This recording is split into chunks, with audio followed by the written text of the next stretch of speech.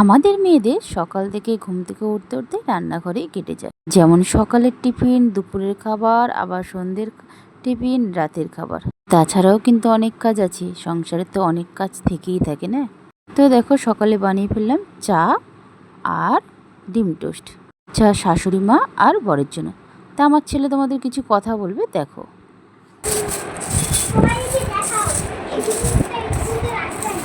তাই কি করবো?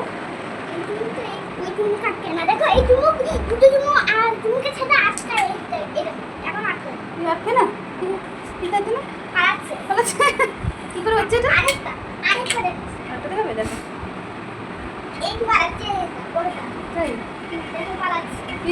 কি করে হচ্ছে এটা? কি করে পড়ছিস? হ্যাঁ, কি করে ম্যাজিক করছো? ম্যাজিক করছো? ভাবনা ছেলে।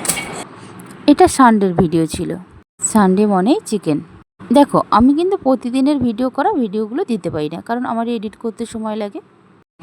এডিট করে কোনটা কী বার ছাড়বো তার কোনো ঠিক নেই। দেখেছো, বয়স দিতে দিতে তদলেও যাচ্ছি। শাশুড়ি মা যেহেতু চিকেন খায় না, তাই ওনার জন্য হয়েছিল মাছের ঝোল। চিকেন হলে সেরকম বেশি কিছু রান্না করতে হয় না, কারণ আমার বর আর ছেলে ওরা দুজন চিকেন খুব ভালোবাসে। দেখো সারাদিনের যদি এই সব কাজগুলো তোমাদের দেখাই তাহলে অনেক বড় ভিডিও হয়ে যাবে। কিছু কিছু চেষ্টা করি তুলে ধরার। আর এই পাপোশটা না আমার খুব ভালো লেগেছে।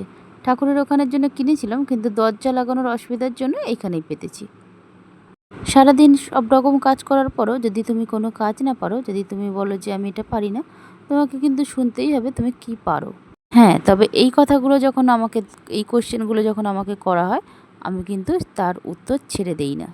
খুব সুন্দর করেই কিন্তু উত্তর দেই যে আমি সারাদিন তো বসেই ছিলাম, তুমিই তো কাজ করলে, রান্না করলে, ঘর মুছলে, সমস্ত কাজ তুমিই করলে, কাচাকুচি করলে।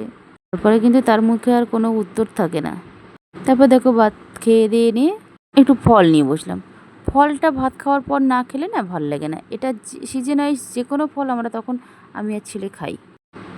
এই যে ভাত খাওয়ার পর ভাত ঘুম। ছেলের যেহেতু এখন গরমের ছুটি, তাই ছেলে ঘুমাবে না, ও বেলা করেই ঘুম থেকে ওঠে, আমি ঘুমাবো। আর আমি শুয়ে পড়লে আমার ছেলে আমার পিঠের উপরে দাঁড়িয়ে থাকে। তখন আমার শরীরটাই ওর হয়ে যায় খাট, আমার গায়ের উপরে শোয়, আমার গায়ের উপরে দাঁড়িয়ে থাকে সব কিছু। আর ওর ওয়েটটা এখন যেরকম পজিশনে আছে আমার বেশ ভালোও লাগে। কার্টুন দেখে আর কার্টুনের ক্যারেক্টারের মধ্যেও ঢুকে যায়।